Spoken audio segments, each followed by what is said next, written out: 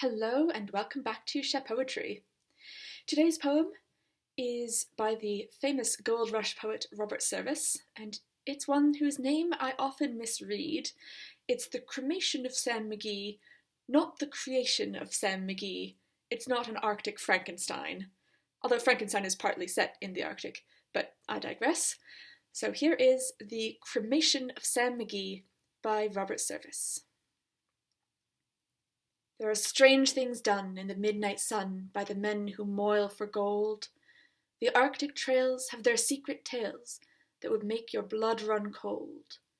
The northern lights have seen queer sights, but the queerest they ever did see was the night on the marge of Lake Lebarge I cremated Sam McGee.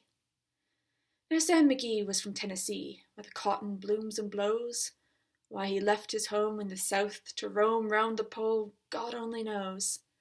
He was always cold, but the land of gold seemed to hold him like a spell, though he'd often say, in his homely way, that he'd sooner live in hell.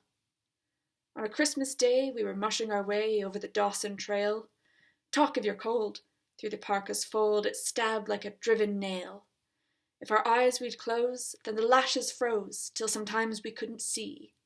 It wasn't much fun, but the only one to whimper was Sam McGee. And that very night, as we lay packed tight in our robes beneath the snow, and the dogs were fed, and the stars o'erhead were dancing heel and toe, he turned to me, and Cap, says he, I'll cash in this trip, I guess, and if I do, I'm asking that you won't refuse my last request. Well, he seemed so low that I couldn't say no.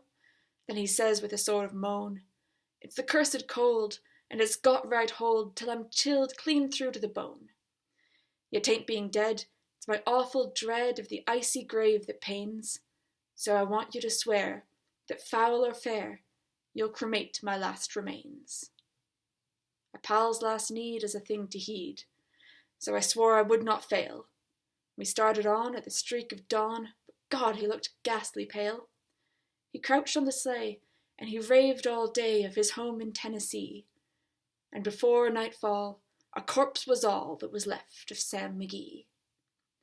There wasn't a breath in that land of death, and I hurried, horror-driven, with a corpse half hid that I couldn't get rid, because of a promise given.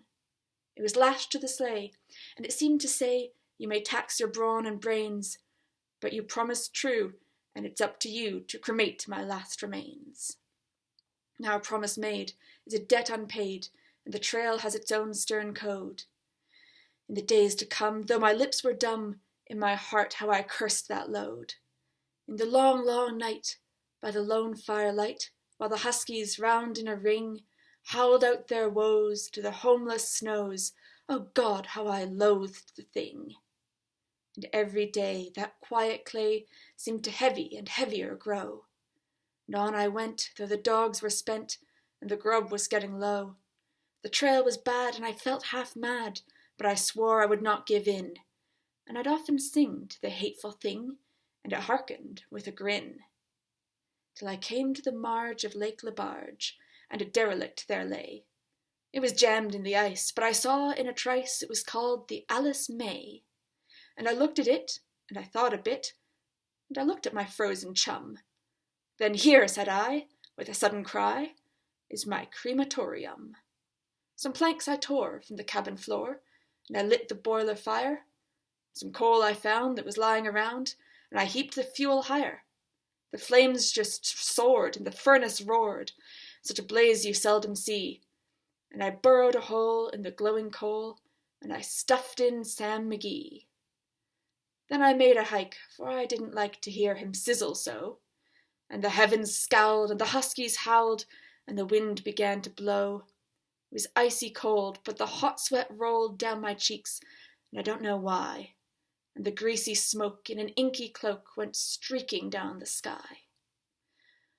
I do not know how long in the snow I wrestled with grisly fear, but the stars came out, and they danced about ere again I ventured near. I was sick with dread, but I bravely said, I'll just take a peep inside. I guess he's cooked, and it's time I looked. Then the door I opened wide. And there sat Sam, looking cool and calm, in the heart of the furnace roar. And he wore a smile you could see a mile, and he said, "Please close that door. It's fine in here, but I greatly fear you'll let in the cold and storm. Since I left Plumtree down in Tennessee, it's the first time I've been warm." There are strange things done in the midnight sun by the men who moil for gold. The Arctic trails have their secret tales that would make your blood run cold. The northern lights have seen queer sights, but the queerest they ever did see was the night on the marge of Lake Lebarge I cremated Sam McGee. Thank you so much for joining me today, and please do come back for the next one.